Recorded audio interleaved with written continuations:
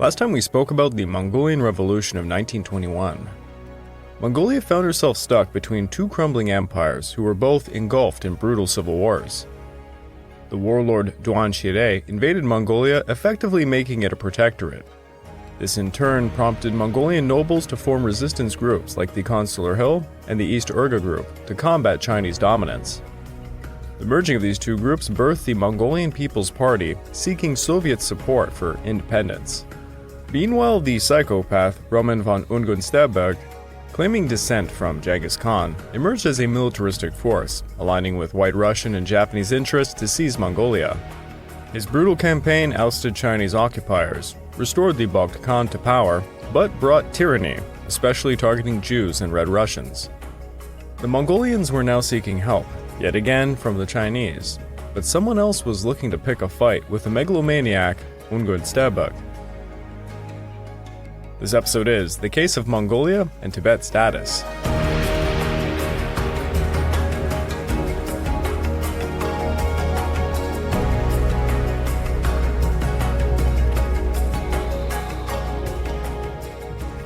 Welcome back to the Fall and Rise of China podcast. I'm your dutiful host, Craig Watson. But before we can begin, I just want to remind you all that this podcast is only made possible through the efforts of Kings and Generals over at YouTube. Perhaps you want to learn a bit more about the history of Asia? Kings and Generals has an assortment of episodes on the history of Asia, and so much more, so go give them a look over at YouTube. So please subscribe to Kings and Generals over at YouTube and continue to help us produce this content by checking out www.patreon.com/kingsandgenerals. And hey, don't forget about our sister podcast over at the Pacific War Week by Week podcast, written and narrated by me. And if after all that, if you're still hungry for some more history, why don't you check out my personal channel, the Pacific War channel, over at YouTube. Over there I just released a long-form documentary on the opening of Japan and the Meiji Restoration.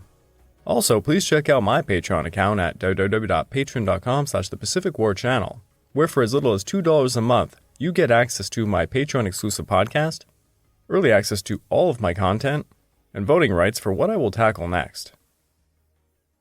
Last we left off, Unun Sternberg was having a merry time in Urga.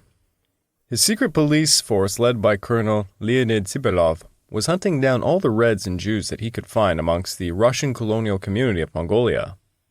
Although he never went after the Mongols, they certainly were barbaric to their own. It's estimated Sipilov's goons killed nearly 900 people, roughly 6% of the Russian colonial population of Mongolia at the time. Of these, 50 were Jewish, representing 6% of those executed under Unun Sternberg's orders. Meanwhile, Unan Sternberg continued to develop his Asiatic Cavalry Division, seeking to make it the base model for a future Mongolian national army. His division at this point was quite multicultural, consisting of Russians, Cossacks, Chinese, Japanese, Mongols, Buryats, Tatar, Tibetans, and some other groups. Unun Sternberg had crushed as many Red Russians as he could find, but they were not done for the count. A Mongolian Red leader emerged named Damdin Sukbatar.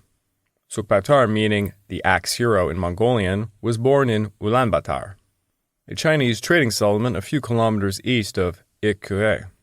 His parents had abandoned their home banner in Setsinkanamag when he was 6 years old, and they moved to the Russian consulate. He then grew up around Russians, picking up the language. In 1911, when Mongolia declared independence, Sukbatar joined the new national army. Russian military advisors to the Bogd Khan set up military academies at Kujibulan in 1912, and Sukbatar found himself at one of them. He was shown to have a talent for military tactics, and he was good at riding and shooting. He quickly became a platoon leader of a machine gun company. In 1914, he found himself involved in a soldiers' riot, and they were discontent with corruption in the army and the bad living conditions. He survived the ordeal, and he would serve under the command of Katanbatar Masajav in eastern Mongolia by 1917. That year sprang forth the Russian Revolution in China's warlord era. Chaos would reign supreme. Soon Outer Mongolia was under Chinese occupation, and this sprang forth two underground political parties, the Consular Hill and East Urga group.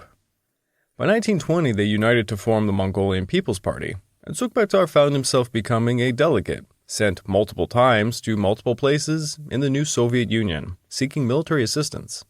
In 1921, Sukbatar was placed in charge of smuggling a letter from the Bogd Khan through numerous Chinese checkpoints. In a father of Marco Polo-like fashion, he he hid the letter in the handle of his whip, and this has found its way to a museum today in Ulaanbaatar. Now, the next year, the Soviet government stated they would be willing to help Mongolia, but they asked the delegates to explain to them how exactly they planned to fight off the foreign invaders. In September, numerous delegates were sent to Moscow, while Sukh-Batar and Chobasan took up a post in Irkutsk. This was for military training and to be contacts between the Soviets and the Mongolians. Meanwhile, back in Mongolia, Unun Sternberg began an occupation. Mongolian delegates Chagdarchev and Choibalsan rushed back to Mongolia to find allies amongst the nobles. On February the 10th, a plenary session of the Comintern in Irkutsk passed a formal resolution to, quote, aid the struggle of the Mongolian people for liberation and independence with money, guns, and military instructors. The Mongolian People's Party had thus gained significant military assistance, and they were now a serious contender in the battle for Mongolia. The party held its first congress secretly between March the 1st and 3rd at Kyakhta, attended by 17 and 26 members. They approved the formation of a new army, to be headed by Sukh-Batar, alongside 2 Russian advisors. They also adopted a new party manifesto, and by March the 13th formed a provisional government headed by Doksum Budu. Sukh-Batar had begun recruiting troops for what he called the Mongolian people's partisans as early as February the 9th. By the 15th of February, the Mongolians decided to seize Kyakhta, currently under Chinese occupation. They sent an ultimatum to the Chinese, but their commanders refused to surrender. By March the 18th, the Mongolian partisans were about 400 men strong as they stormed the Chinese garrison at Kyakhta and Meimeicheng. They seized these from the Chinese despite being heavily outnumbered, and this greatly bolstered their confidence. To this very day, this victory is celebrated as a military holiday. The party issued a proclamation announcing the formation of a new government that would expel the Chinese and promised to convene a Congress of Representatives of the masses who would elect a permanent government. The provisional government moved over to Kyakhta, where they established ministries of finance, foreign affairs, and military. A propaganda war also emerged between the provisional government and the Bogd Khan's court. The provisional government began spreading leaflets along the northern border, urging Mongolians to take up arms against the White Russians, while the Bogd Khan side issued warnings to the people, stating these supposed revolutionaries were going to destroy their nation, and their Buddhist faith with it. Meanwhile, the Soviet Union was trying to re-establish diplomatic relations with the Chinese government. They had dispatched representatives to Beijing, and the Chinese did the same in Moscow. Because of this delicate situation, the Soviets were trying to keep everything low-key about the Mongolian situation. However, in early 1921, the Chinese cut talks with the Soviets because of the mess Unan Sternberg was causing in Mongolia. The Soviets offered Red Army assistance to dislodge his forces from Mongolia, but the Chinese rejected this. Since talks were now severed, the Soviets then felt it was okay to unrestrain themselves in terms of aiding the Mongolian revolutionaries. Throughout March of 1921, a flow of Soviet advisors and weapons came to Mongolia. By April, the Mongolian revolutionaries doubled to about 800 troops, and they began sending spies and diversionary units throughout the region spreading propaganda and terror to weaken Unan Sternberg's forces. Once Unan Sternberg found out about the incursion, he quickly assembled an expeditionary force to dislodge the hostile Red invaders. It seems Unan Sternberg was under the false belief he was a very popular figure and would receive support in Mongolia and from Siberia. Truth be told, he failed to strengthen his small army properly, and he would be outgunned and outnumbered heavily by the Reds. He also had no knowledge the Reds had already conquered Siberia, and that the new Soviet government was beginning to make some economic progress. Unan Sternberg divided his Asiatic Cavalry Division into 2 brigades. One was under his personal command, the other was under Major General Ryzutkin. In May of 1921, Ryzutkin launched an attack west of the Selenga River, while Unan set out towards Troitsko-Savsk. Meanwhile, the Soviet Red Army sent units towards Mongolia from different directions. The Soviets enjoyed an enormous advantage in terms of pretty much everything. They had armored cars, minor aircraft, trains, river gunboats, plenty of horses, more ammunition, supplies, and manpower. Initially, Unan Sternberg's forces managed to defeat a small detachment of 300 Red Army troops en route to Troitsko-Savsk. But between June the 11th to the 13th, the 35th Division of the Soviet 5th Red Army, led by Commander Mikhail Matiyusevich, alongside Mongolian People's Partisan Forces, decisively defeated him. Having failed to capture Troitskovask, Unun Sternberg fled back for Urga, sending word to Rosykin to do the same. The combined Red forces pursued the White Russians to Urga, skirmishing along the way, and would capture the city by July the 6th, brushing aside just a few guard detachments. Although the Reds had seized Urga, they had not defeated the main bulk of Unun Sternberg's division, who were then regrouping around Akhagunher, along the Selenga River. Meanwhile, another Red army, led by Colonel Kazagrandi, slaughtered a 350-man-strong White Russian force stuck in the Gobi Desert. Kazagrandi's forces ultimately accepted the surrender of two groups of White Russians they had managed to cut and divide, one being 42 men, the other being 35. Chinese forces were also attacking White Russian remnants as they crossed the border.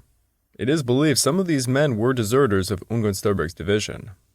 Unun Sternberg now sought to invade Transbaikal, attempting to rally his soldiers and local peoples, proclaiming to all that Semyonov had reached an agreement with the Japanese, who were soon going to unleash an offensive to support them. The reality, however, was the Japanese had given up on the White cause by this point. After a few days of rest, the Asiatic Cavalry Division began raiding Soviet territory on July 18th. His force was estimated to be perhaps 3,000 men strong. In response, the Soviets declared martial law in the regions where White remnants were raiding. Unun Sternberg's men managed to capture some minor settlements, one being Novoselenginsk, that they took on August 1st. Yet upon taking this settlement, Red Army forces began to converge on the location, prompting Unun Sternberg to declare that they would go back to Mongolia to rid it of communism again.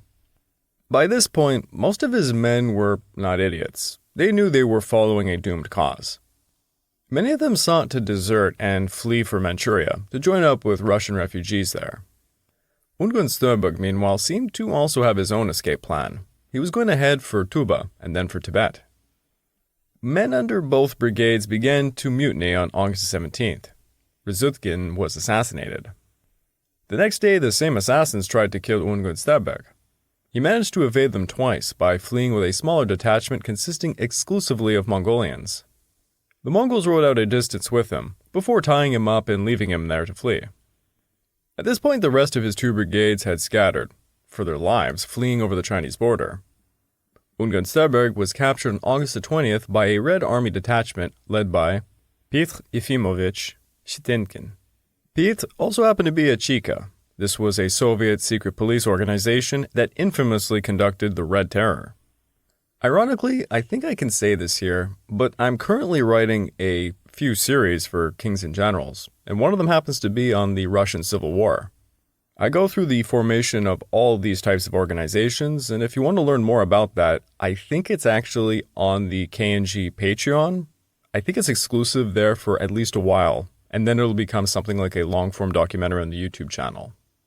Also, I'll just say it right here since we're sidetracked. The brand new series I'm running for KNG, which also I believe is an exclusive on their Patreon for now, is the North African campaign during World War II. So if you like desert tank warfare, I do suggest checking that out. Now on September the 15th of 1921, Unun Sternberg was put on trial for well over 6 hours under the prosecution of Yemelian Yaroslavsky. In the end, he was sentenced to be executed by firing squad. He was killed that very night in Novosibirsk. Thus ended the reign of terror of quite the little psychopath. And honestly, I have to say, of all the figures I've written about, this guy was something special. Another funny side note, historian John Jennings, who worked for the United States Air Force Academy, argued Unun Sternberg ironically may have single-handedly led Mongolia into the arms of the Bolsheviks. Unun Sternberg's expedition into Mongolia and the conquest of Urga had driven out the Chinese forces who may have been a match for the incoming Red Army. Likewise, taking his White Army into Mongolia basically drew the Reds to Mongolia to hunt him down. Thus, in the end, many can argue it's his entire fault Mongolia became a Soviet satellite state. After Unun Sternberg's death and the mopping up of the White armies in the region, the Soviets and Chinese reopened talks about the Mongolian situation. Unbeknownst to the Russians, China had actually appointed Zhang Zuolin to deal with the Unun Sternberg situation. Zhang Zuolin was supposed to create an expeditionary army to expel him from Mongolia. Yet by the time he was about to initiate the expedition, Red Army forces flooded the region, making it a political nightmare for China. What ended up happening, similar to Colonel Casagrani's hunt of Reds in the Gobi Desert, Jiang Zuolin hunted down Unun Sternberg's remnants as they fled into Manchuria. Thus, when the talks began between the Russians and the Chinese were pretty emboldened, believing Jiang Zuolin had in fact cleaned up the entire situation on his lonesome, and that they had the upper hand militarily. China came to the table stating Mongolia was still part of China, thus not the subject of international negotiations. Meanwhile, after Unun Sternberg was run out of Urga, the Mongolian People's Party proclaimed a new government on July the 11th. Sukbaytar became the minister of the army, and the Balkh Khan had his monarch powers limited to basically just being symbolic. It was a rough start for the new government. Dogsum Budu became the prime minister and foreign minister, but he immediately found himself at political war with Sulin Danzan. Danzan had lost his seat as party leader to Tserin Ochirin Damedorj, a relative of Budu. Thus, Danzan assumed Budu had helped his relative steal a seat. Danzan became the Minister of Finance, and he began engineering a scheme to get rid of Budu from office. Budu had initiated a very unpopular policy, initially instigated by the Soviets. It was to modernize the people by forcibly cutting off feudal accessories, such as the Mongolian fields, women's jewelry, and long hair. Danzan accused Budu of plotting alongside another leading figure, Dalai Lama, and the Chinese and Americans to undermine the entire revolution so they could establish another autocratic government. Dalai Lama was a warlord who fought the Qing Dynasty and claimed to be a Buddhist Lama. When Unun Sternberg sent a delegation to Lhasa in 1920, Dalai Lama murdered all of them. Since Unun Sternberg's death, Dalai Lama attempted to operate an independent government from a hideout. He was a bit of a loose cannon. There was also Dabyin Chagdarjab, who was loosely linked to the supposed cabal. He was the provisional government's former prime minister when Unun Sternberg was around. He was quickly outed and replaced with Budu, and it seems it was just too convenient to toss him in with the accusations against Budu. On January the 7th of 1922, Budu resigned from all of his positions in government, stating it was because of health issues. Yet this did not stop Danzan, who laid charges against Budu, Chagdarjab, Dalai Lama, and 14 others, who were arrested and interrogated by Russian secret police working with the Mongolian government. They were all found guilty and executed by firing squad on August 31st of 1922. They all would only be the firsts of a longer-lasting purge raging through the 1920s and 1930s. Following the execution of Budu, party leaders invited the high Buddhist incarnation, Jalkhans, Gudak, Sodnom, Damdin Bazar, hell of a name, and I probably butchered it, I do apologize, to become the new prime minister. He was largely chosen to quell religious-minded Mongolians who were upset at the execution of Budu, who happened to be a Lama. Danzan was not done with his political rivalries just yet either. He soon found himself butting heads with Rinchingin Elbegdori, a leader amongst the leftists and the chief advisor to the Comintern in Ulaanbaatar. Following the 1921 revolution, Elbegdori was appointed head of the Army Training and Education Department. Alongside Choi Basan, he founded the radical Mongolian Revolutionary Youth League. He enjoyed backing from Moscow, and he came to dominate the political scene in Ulaanbaatar. Danzan had previously collaborated with him to get rid of Budu, but afterwards Danzan sought to reduce the number of Soviet advisors in Mongolia and attempted to place the Revolutionary Youth League under party control. Danzan was a businessman who supported capitalism as a path for Mongolia, thus he was not exactly friendly to those like Elbegdori, who wanted Mongolia to be socialist, if not full-blown communist. Elbegdori joined some rightists led by Tserin Ochirin Damedorj in an effort to defeat Danzan. During the Third Party Congress in August of 1924, both accused Danzan of only representing the interest of the bourgeoisie and being in league with American and Chinese corporations. Danzan found himself alongside others put on trial and sentenced to death. Funny enough, the trial and execution literally occurred within the same 24-hour period of the Congress. The others simply continued talking. Some sweet irony for the fate of Danzan. Now, I don't want to delve too far into the rest, but it goes without saying, Elbegdori would find himself accused of representing the interests of the bourgeoisie, and he would be exiled to the USSR, and he would be executed during the Great Purge of 1938. So yes, Mongolia had kind of the same rough communist upbringing that the Soviet Union had. By 1924, the Chinese and the Soviets signed a treaty that saw the Soviets recognize Mongolia was an integral part of China. So that pretty much ends the story for Mongolia for now. But I thought it might be interesting to end this podcast looking at another similar case study, that of Tibet. Tibet came under rule of the Qing Dynasty in 1720. When the Wuchang uprising broke out, revolutionary fever hit numerous provinces within China, and likewise it did in territories like Tibet. A Tibetan militia sprang up and launched a complete surprise attack against its Qing garrison. The Qing forces were overwhelmed by the Tibetans, forced to flee back to China proper. Obviously, the Qing dynasty was scrambling to face the revolutionary armies throughout China, and could not hope to challenge the Tibetans. By 1912, Qing officials in Lhasa were forced by the Tibetans to sign a three-point agreement, officially surrendering and expelling their forces from central Tibet. When the new Republic of China sprang up that same year, they proclaimed control over everything the previous Qing dynasty controlled. That would be 22 provinces within China, Outer Mongolia, and Tibet. As the new provincial government's president, Yuan Shikai, sent a telegram to the 13th Dalai Lama, restoring all of his traditional titles, the Dalai Lama refused them, and he stated in reply, "I intend to exercise both temporal and ecclesiastical rule in Tibet." Now, prior to the Xinhai Revolution, in 1910, the Qing had sent a military expedition to Tibet. Others might argue it was a full-blown invasion. Its purpose was to establish direct Qing rule over Tibet. This was because the British had recently performed their own expeditions in 1904, destabilizing the Qing dominance over the region. The Qing forces occupied Lhasa on February the 12th of 1910, and they deposed the 13th Dalai Lama by the 25th. The Dalai Lama was forced to flee to India, but he would return in 1913, where he proclaimed that a relationship between the Chinese emperor and Tibet had been that of patron and priest, and had not been based on the subordination of one to another. We are a small, religious, and independent nation. In January of that year, a treaty was signed between Mongolia and Tibet, proclaiming mutual recognition of each other's independence from China.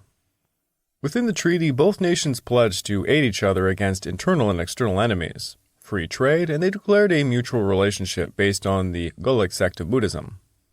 The Tibetan officials who signed this document at Urga were led by Agvan Dorjiev, a Buryat and thus a subject of Russia. This caused some doubts about the validity of the treaty. The 13th Dalai Lama would go on to deny ever authorizing Dorjiev to negotiate such political issues. The Russian government likewise stated Dorjiev had no diplomatic capacity on behalf of the Dalai Lama to do such a thing. The text of the document was never published. Many believe it never even existed, until 1982, when the Mongolian Academy of Science finally published it. Upon the signed or supposed treaty, Ivan Dorjiev proclaimed that Russia was a powerful Buddhist country that would ally with Tibet against China and Britain. In response to this, Britain created a conference at the Viceregal Lodge in Simla, India, to discuss the matters of Tibet's status. The conference was attended by representatives of Britain, the Chinese Republic, and Tibet's government based out of Lhasa. Sir Henry McMahon, the Foreign Secretary of British India, led the British. For the Chinese, it was Yi Fan Chen, the Commissioner for Trade and Foreign Affairs at Shanghai. For the Tibetans, it was Baljor Dorje Shatra, also known as Longchen Shatra, the leading Prime Minister of Tibet. Now, the British and Chinese had telegram communications to their governments, but the Tibetan team only had land communications. What became known as the Simla Conference was held in both Delhi and Simla because of the extreme summer heat of Delhi. It would see 8 formal sessions from October the 13th to July the 14th. In the first session, Longchen Shatra declared, "Tibet and China have never been under each other and will never associate with each other in the future. It is decided that Tibet is an independent state." Thus, Tibet was refusing to recognize all the previous treaties and conventions signed between Tibet and China. The Tibetans sought their territorial boundaries to range from the Kunlun Range in the north to the borders of Sichuan and Yunnan province. The Tibetans also sought payment for damages done to them over the past few years. Yifan Chen's counterproposal was to state Tibet was an integral part of China, and that China would not tolerate any attempts by the Tibetans or British to interrupt China's territorial integrity. Yi Fan-shen continued to say Chinese officials would be stationed in Lhasa and they would guide Tibetans' foreign and military affairs. Tibet would also grant amnesty to all Chinese who had recently been punished in Tibet, and Tibet would conform to the borders already assigned to it. McMahon then issued the first and most important question: what is the definition of limits of Tibet? Afterwards, they could deal with the lesser issues, such as Tibetans' claims of compensation for damages and for the Chinese amnesties. Lotchen Shatra agreed to the procedure. Yi Fan-shen countered by asking the political status of Tibet should be the first order of business. Yi Fan-shen also revealed he had definitive orders from his government to give priority to the political question. McMahon thus ruled he would discuss the frontier issue with Lotchen Shatra alone, until Yi Fan-shen was given authorization from his government to join in. It would take 5 days for Yi Fan-shen to get the authorization. On the issue of the frontier, Yi Fan-shen maintained China had occupied as far west as Gamda. Thus this would encompass Pomed, Markham, Zayul, Durj, Gad, Draya, Batang, Kokonar, and Nitang. Lotchen Shatra replied that Tibet had always been an independent nation, and at one point a Chinese princess had been married to a Tibetan ruler, and a boundary pillar had been erected by them at Marugong. Yi Fan-shen countered by stating the so-called pillar was erected 300 li west, and soon both argued over the history of pillars and boundary claims going back and forth for centuries. China claimed their historical evidence was that of Zhao Erfeng's expedition of 1906 to 1911, which constituted an effective occupation recognized under international law. Lotchen Shatra said that this was ridiculous and that Zhao Erfeng was performing a raid and thus it was unlawful. McMahon meanwhile formed the idea of distinguishing Inner and Outer Tibet. He based this on the premise that the Chinese only had really ever occupied Outer Tibet and never Inner Tibet. McMahon proposed formalizing this with official boundaries, and he pulled up old maps dating back to the 9th century for borderlines. He also brought out maps from the 18th century and used both to come up with 2 defined zones for Inner and Outer Mongolia. Lotchen Shatra opposed some parts of Outer Tibet, saying that they should be part of Inner Tibet, and Yi Fan-shen argued some parts of Inner Tibet should be given to Sichuan province. A series of confused negotiations began over historical claims over the said territory, while border skirmishes erupted between the Tibetans and the Chinese.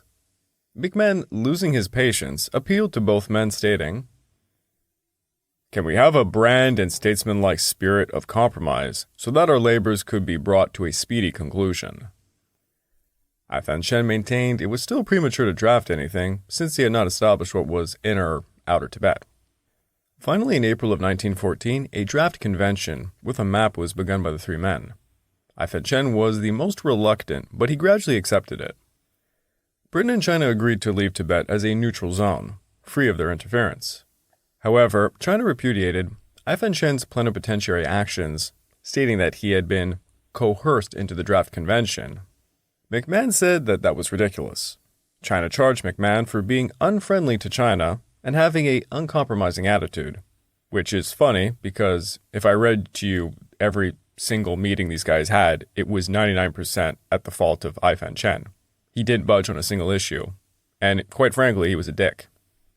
China continued to lobby for more and more adjustments, but they would all be turned down, prompting China to state that they would simply not sign the convention. The official boundary between Inner and Outer Tibet became known as the McMahon Line. It was negotiated between Britain and Tibet separately.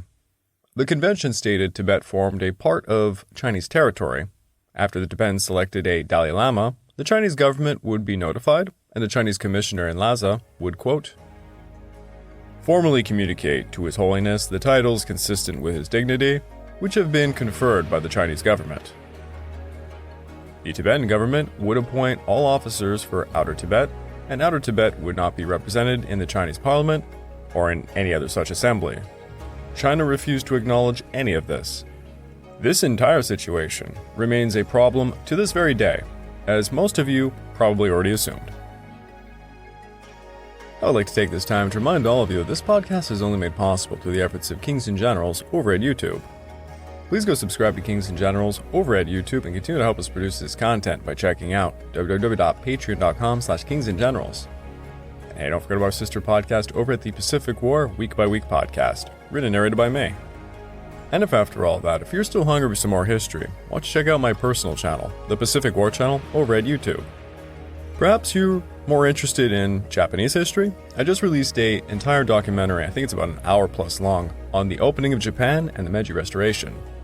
Also, please check out my growing Patreon account at www.patreon.com/thepacificwarchannel, where for as little as $2 a month, you get access to my Patreon exclusive podcast, early access to all of my content, and voting rights for what I'll tackle next. Please check it out. Mongolia saw some bitter fighting between Red and White Russians and Chinese, and would gradually gravitate towards the Soviets. The curious case of Tibet, unlike Mongolia, was somewhat less violent, one could argue, but a political maelstrom nonetheless. The absolute chaos of China's warlord era would greatly affect these two, well into the 1930s.